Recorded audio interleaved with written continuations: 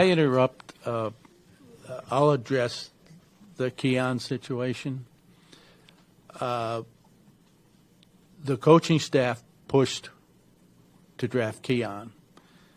I'm not saying Brandon wouldn't have drafted him, but he wasn't his next choice.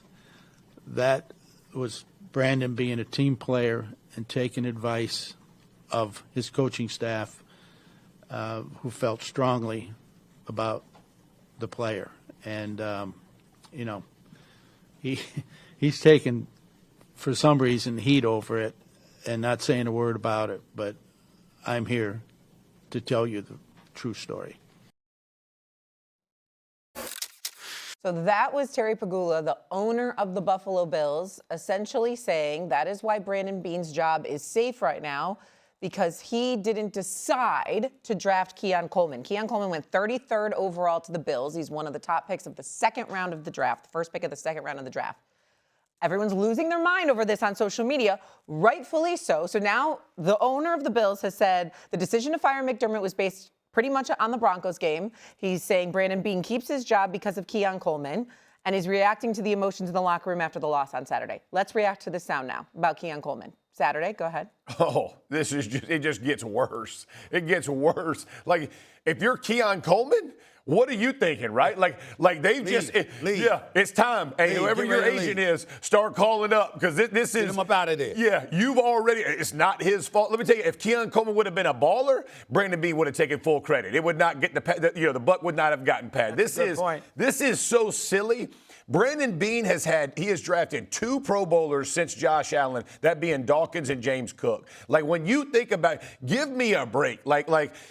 If you just say, I like Brandon Beane better, I sided with him, decided he's going to run my organization, that's the decision I make. Don't go through every decision, because I'm sure if that one was a bad one by the coaching staff also had some good ones that helped their team win and be the most winning franchise in the regular season over the last 8 years.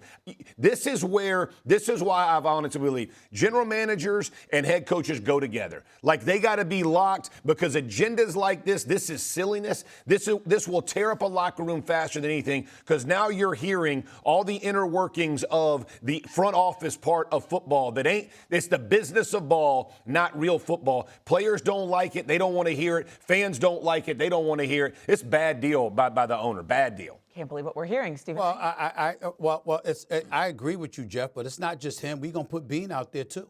Yeah. Clearly you've been engaging in CYA, covering your own ass. That's what he was doing. Because let me tell you something right now. You know what? You in the owner's ear talking about, well, this was a decision, and, we're just going to roll with that. We're going to side with that, et cetera, et cetera. Not to say that McDermott didn't speak to the owner himself, but I'm just saying, to see what transpired, I want to remind everybody what happened. McDermott, who's taken the team to the playoffs the last 7 years in 2 AFC championship games and had the best record in football over 6 seasons, okay, at 73-27, 73% of his games, that's what he won, was fired. And the owner is saying that Saturday's loss is what did it. Well, how come the previous Saturday's win against Jacksonville didn't do it? You went into Jacksonville on the road against the number 3 seed and took them out. You went up against the number 1 seed and pushed them to overtime. That's what you did. You got a quarterback who was crying after the game saying he got to play better. He's got to protect the ball because he turned the ball over 4 times.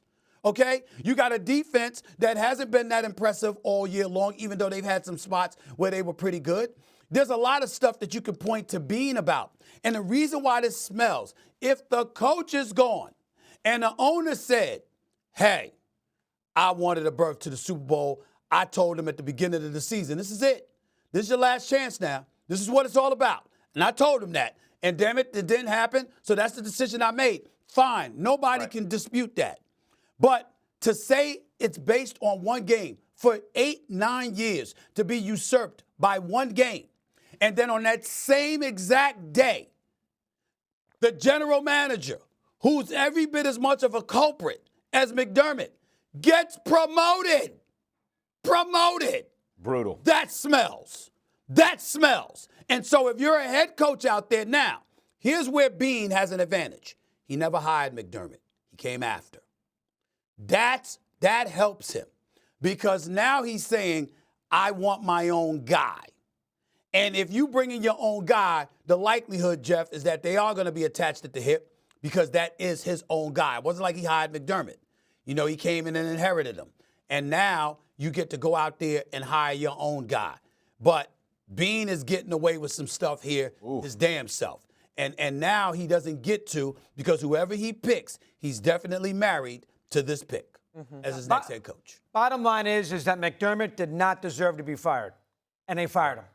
That's the bottom line. Right. And if you're going to fire him, the GM's got to get the hell out of there too. Right. And I'm sure McDermott loved a lot of guys in the draft room that he didn't draft, right, and he made a mistake. Right. So to pinpoint, the burnt Bean made a mistake. So now to pinpoint the one guy that McDermott liked, right, and then somehow Bean washes his hands when he's the general manager is absolutely absurd. Absolutely. And listen, Shaheed was available from the Saints. Water was available. I saw Shaheed running back punts and kickoffs, making big plays against the Rams. Myers. Right when they got there. Kobe Myers is another one. Yeah. He did not. And Cooks was a decent two-way guy, but I mean, still, generally speaking, that team was not improved in the course of this year, and everybody knew they had some weaknesses. And again, when McDermott goes to the owner and the GM about 5-6 weeks ago and says, "Listen, I don't think we got a Super Bowl roster," that must have bothered him. And you know what? He was right.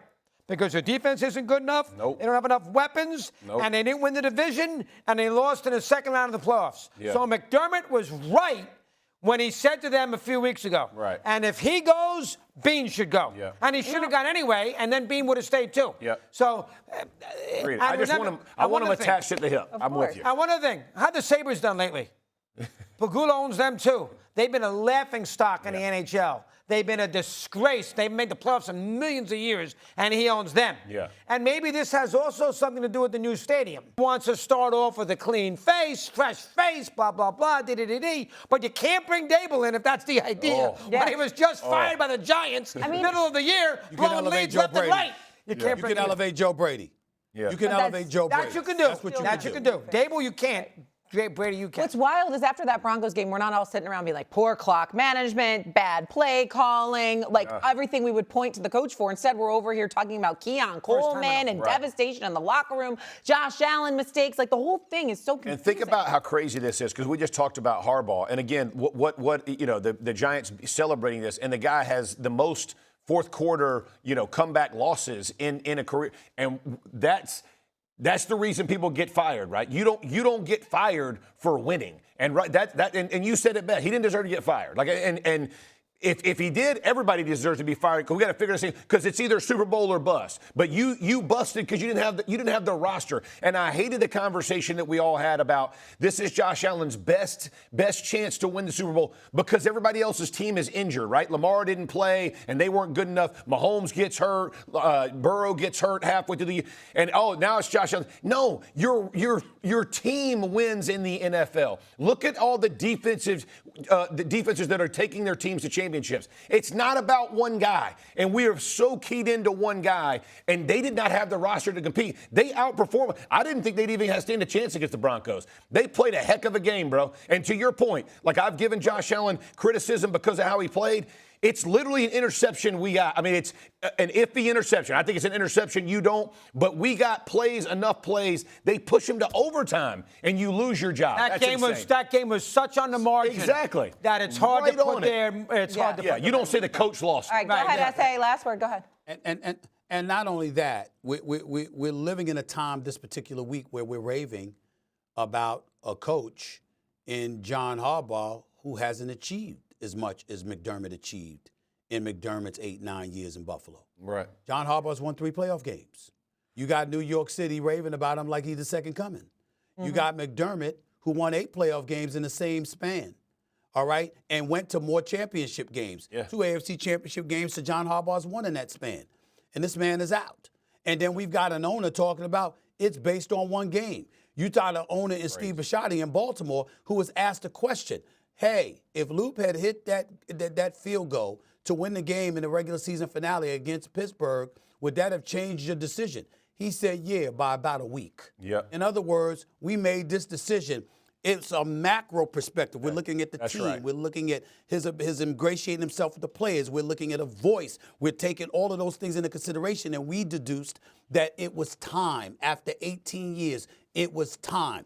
That's a macro perspective. For an owner to come in front of the cameras and the microphone to base this decision on one game, which ended up being an overtime loss to the #1 seed, who was considered to be a superior team. And for the GM to get promoted on the same day, and he's sitting there like a quiet mouse. That's just like, it's got nothing to do with me. I mean, hey, I'm innocent in all of this. This is not me. Clearly, if the reports are right, based on the guy you interviewed, Doggy, Vic, and it's true that McDermott went in there and said, we don't have a Super Bowl roster, essentially you're being, and you felt like you were called out. And you said, I'm going to help get him up out of here. I'm deducing this. I don't cover the Bills. I don't know, but it certainly seems that way. That's a good That's how it seems. For what it's worth, all this talk about Keon Coleman, again, he was taken 33rd overall by the Bills. The very next pick was the Chargers, and they took Ladd McConkey. So maybe there's something to that as well.